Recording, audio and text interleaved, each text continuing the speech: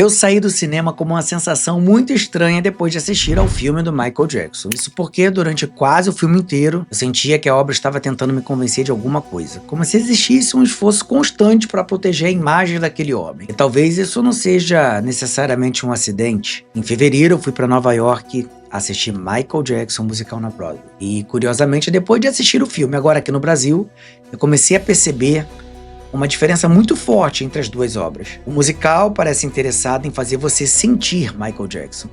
Já o filme parece muitíssimo preocupado em controlar como você deve enxergar Michael Jackson. E isso muda completamente a experiência. Agora, antes da gente mergulhar mais fundo nessa conversa, sim, esse vídeo contém spoiler. Mas calma, a ideia aqui não é estragar a experiência de ninguém. É muito mais para preparar você para o tipo de filme que vai encontrar quando entrar lá no cinema. Então pega a pipoca, porque tem bastante coisa pra gente conversar hoje.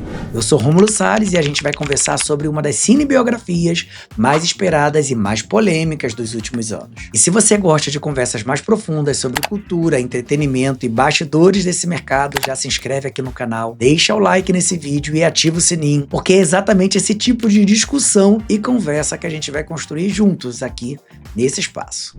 Primeiro eu preciso dizer uma coisa: o filme é muito, mas muito bem feito. Visualmente bonito, musicalmente grandioso e extremamente eficiente em criar impacto emocional nas pessoas. As performances musicais funcionam muito bem. Do Jackson 5 até Era Bad, o filme realmente entende o poder imagético da carreira do Michael Jackson. Existe uma coisa importante aqui: quem ama música provavelmente vai gostar muito da experiência, porque o filme quase transforma alguns momentos em grandes videoclipes cinematográficos. Mas ao mesmo tempo, foi impossível ignorar uma sensação que ia crescendo em mim ao longo da sessão. Esse é um filme profundamente controlado.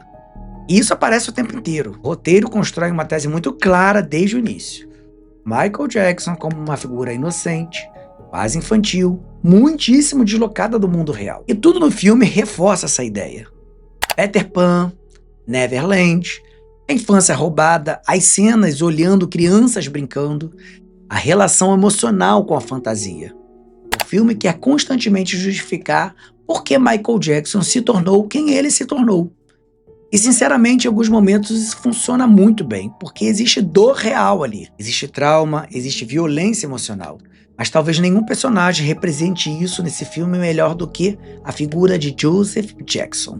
O pai de Michael Jackson é construído praticamente como um grande antagonista dessa história. As cenas de agressão realmente incomodam. O som do cinto, a pressão psicológica, as humilhações. Mas ao mesmo tempo eu também senti que o filme suaviza algumas coisas. Era como se existisse um limite invisível que ele não pudesse ultrapassar. Mas talvez esse limite exista mesmo, porque essa não é mais uma obra sobre Michael Jackson. Essa é uma obra profundamente cercada por toda a família Jackson. Pelos advogados, pela proteção de legado. Isso fica ainda muito mais evidente quando começamos a olhar os bastidores desta produção. O filme virou uma verdadeira guerra entre os Jacksons, e honestamente, eu acho que isso só continua um legado já estabelecido pelo próprio pai da família desde a infância. Porque quem acompanha a história dos Jackson sabe perfeitamente que sempre existiram divisões internas e irmãos mais próximos uns dos outros em determinadas épocas, conflitos, disputas, afastamentos. E a gente está falando talvez da família mais emblemática da cultura pop moderna. Agora, antes da gente continuar entrando nessas tretas familiares, eu preciso falar sobre uma das melhores coisas do filme. O Jafar Jackson, o sobrinho do Michael, ele é realmente fenomenal. Mesmo as pessoas que odiaram o roteiro, detestaram o filme, elogiaram a performance dele. E isso virou quase uma unanimidade. É porque existe uma coisa impossível de se ignorar: o DNA. Ele tem traços físicos parecidos, a voz, o jeitinho de falar, a movimentação corporal, o olhar. Mas não é só genética, ele conheceu o Michael, conviveu com aquele universo por dentro da família. E isso consegue ser espelhado na tela do cinema. Existe uma familiaridade emocional ali que seria talvez muito difícil de qualquer outro ator conseguir reproduzir. Mas o mais interessante é que esse papel não foi simplesmente entregue para ele por ser sobrinho do Michael. Ele precisou fazer testes, audições, concorrer com milhares de pessoas e ensaiar muito. E segundo ele próprio, ele nunca sequer tinha pensado seriamente em ser ator antes desse filme, mas sentiu um chamado para interpretar o próprio tio. E essa camada deixa tudo ainda muito, mas muito mais simbólico. Agora, uma das fases mais importantes da vida do Michael também aparece no filme, a Era Jackson 5. E aqui entra outro nome que muita gente elogiou, o ator mirim que interpreta Michael criança. Que existe uma coisa muito importante na trajetória do Michael que às vezes as pessoas até se esquecem. Ele já era um fenômeno mundial ainda criança. E muita gente criticou justamente o fato desta fase da vida do Michael ter tão pouco tempo dedicado no filme. Até porque foi exatamente ali, na infância, que nasceu toda a estrutura artística que depois explodiria no adulto Michael. Outra pessoa extremamente elogiada é o Common Domingo, que interpreta o pai do Michael. Muitos críticos dizem que ele acaba sendo o verdadeiro vilão emocional dessa história. Agora existe um ponto importantíssimo que a gente ainda não percebeu sobre esse filme. Ele não pretende contar toda a vida do Michael. O filme termina por volta do final dos anos 80. E sinceramente, eu acho muito, mas muito difícil que isso não vire uma parte 2 do filme do Michael. Nós estamos falando aqui de uma figura gigantesca, de uma vida impossível de se resumir em 2 horas. Como você coloca infância, Jackson 5, Thriller, Dangerous, acusações, decadência, isolamento, morte, tudo isso dentro de um único filme. É praticamente impossível. E talvez seja exatamente por isso que tanta gente saiu do cinema com a sensação de que estava faltando alguma coisa. Agora, talvez o ponto mais absurdo de toda essa produção seja justamente o problema jurídico do filme. Os produtores chegaram a gravar cenas envolvendo as acusações dos anos 90. Só que depois descobriram cláusulas jurídicas extremamente rígidas envolvendo essas histórias. E o resultado? Precisaram reescrever parte do filme, refazer final e até apagar cenas que já estavam completamente prontas.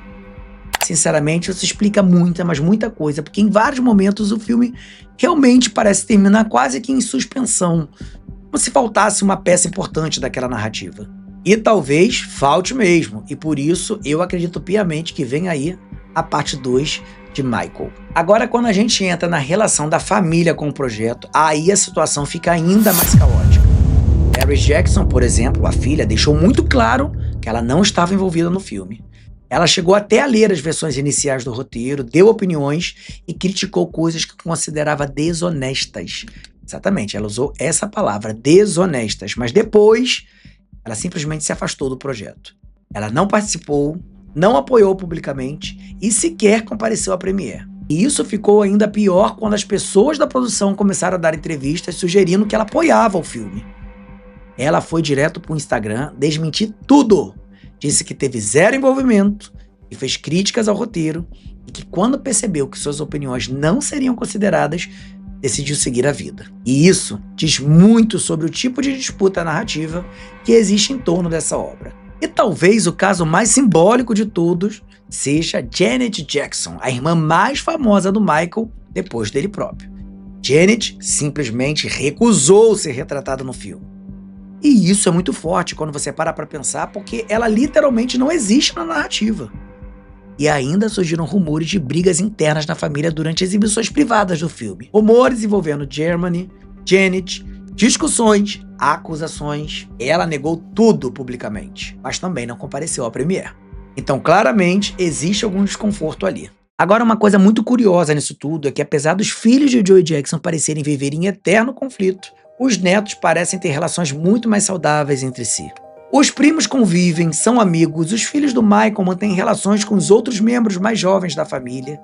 E talvez isso seja uma das poucas coisas emocionalmente bonitas em meio a toda essa guerra familiar. Agora, os críticos de cinema, esses sim, estão detonando o filme. A nota no Rotten ficou baixíssima. O The Guardian chamou o filme de um cartão comemorativo da família, bonito, mas controlado. E sinceramente, eu entendo completamente essas críticas, porque realmente existe um esforço constante na preservação da imagem do Michael. Mas ao mesmo tempo, assistindo ao filme, eu também conseguia perceber por que tanta gente ainda se emociona profundamente com Michael Jackson. Porque independente das polêmicas, existe uma dimensão artística ali, que continua atravessando gerações emocionalmente.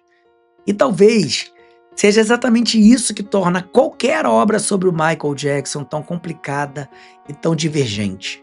Porque ninguém está lidando apenas com um artista, estamos lidando com memória afetiva coletiva. E no fim, Eu acho que o filme não tenta necessariamente mostrar quem Michael Jackson foi. Ele tenta proteger aquilo que Michael Jackson representa. E talvez essa seja justamente a grande força e também a grande fragilidade dessa obra.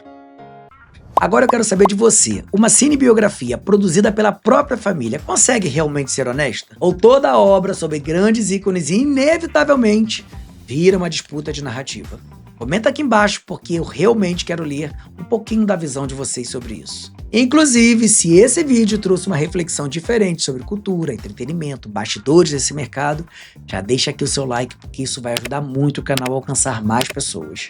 E se você chegou até aqui é porque provavelmente gosta desse tipo de conversa mais profunda. Então, se inscreve aqui no canal, ativa o sininho, porque esse é só o começo desse projeto. Eu sou Rômulo Salles e a gente se vê no próximo vídeo.